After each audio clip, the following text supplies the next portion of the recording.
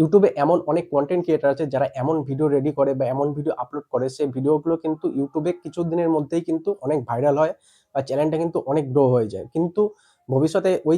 চ্যানেলে কিন্তু যদি মনিটাইজ করতে যেতে হয় তখন কিন্তু মনিটাইজ কিন্তু রিজেক্ট হয়ে যায়, মনিটাইজ করা যায় না, বা মনিটাইজ হয়ে থাকলে সেই মনিটাইজ কিন্তু ডিমনিটাইজ হয়ে যায়, বা চ্যানেলে কিন্তু প্রবলেম আসে, ভবিষ্যতে চ্যানেল সিজ হয়ে যায়, চ্যানেলে কিন্তু কোনো কাজ করা যায় না, ইউটিউব অ্যালগোরিদম কিন্তু সেই চ্যানেলের ভিডিও কিন্তু কোনো ইমপ্রেশন পাঠায় না। তো এই প্রবলেমগুলো কিসের জন্য আসে? ইনঅথেন্টিক কন্টেন্টের জন্য কিন্তু এই প্রবলেমগুলো আসে। তো ইনঅথেন্টিক কন্টেন্ট কি কারণে, কিরকম ধরনের হয়ে থাকে, ইনঅথেন্টিক কি কি ধরনের ভিডিওর কোয়ালিটি গুলো হয়ে থাকে? তো ইনঅথেন্টিক কন্টেন্ট গুলো হলো যারা এমন ভিডিও ক্রিয়েট করে, যারা নিজেদের কোনো ভ্যালু ক্রিয়েট করে না ভিডিওর মধ্যে, বা নিজেদের কোনো ক্রিয়েটিভিটি অ্যাড করে না, সেই জন্য কিন্তু সেই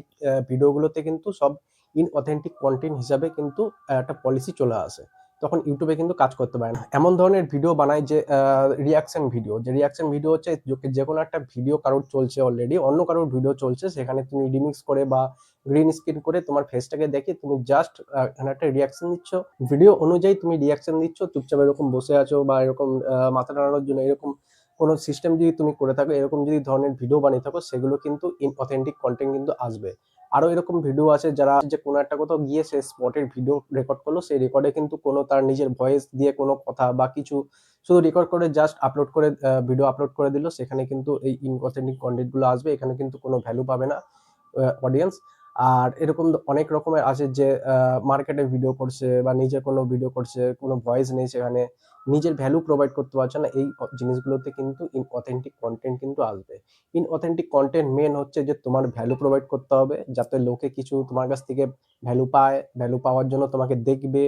দ্বিতীয়বারের জন্য কিন্তু আবার সেই অডিয়েন্স হয়তো ঘুরে তোমার কাছে আসবে, এরকম ধরনের ভিডিও কিন্তু তোমাকে বানাতে হবে, যাতে অডিয়েন্স তোমাকে দেখতে ইন্টারেস্টেড পায় বা তোমার কাছ থেকে কিছু শিখতে পারে, এরকম ধরনের ভিডিও কিন্তু তোমাকে বানাতে হবে। তাহলে তোমার ইনঅথেন্টিক কন্টেন্ট কিন্তু প্রবলেমটা আসবে না। আর তুমি যদি এমন ভিডিও বানিয়ে থাকো যেখানে কোনো ভ্যালু নেই, অডিয়েন্স তোমাকে দেখছে কিন্তু তোমার কাছ থেকে কোনো ভ্যালু পাচ্ছে না, সেখানে কিন্তু অডিয়েন্স তোমাকে দেখতেও পছন্দ করবে না, তোমার ভিডিও কিন্তু স্কিপ করে বেরিয়ে আসবে, সেখানে কিন্তু ইনঅথেন্টিক কন্টেন্ট আসবে, বা তোমার যে ভিডিওটা আছে সেখানে কিন্তু ইমপ্রেশন পাবে না, সেখান থেকে তোমার চ্যানেলটা কিন্তু এখান থেকে আস্তে আস্তে ডাউন হয়ে এই ধরনের ইনঅথেন্টিক কন্টেন্ট ভিডিও ইউটিউবে আপলোড করে কিন্তু কোনো লাভ নেই। তুমি কিছুদিনের জন্য হয়তো তোমার ভিডিওটা ভাইরাল হবে, কিন্তু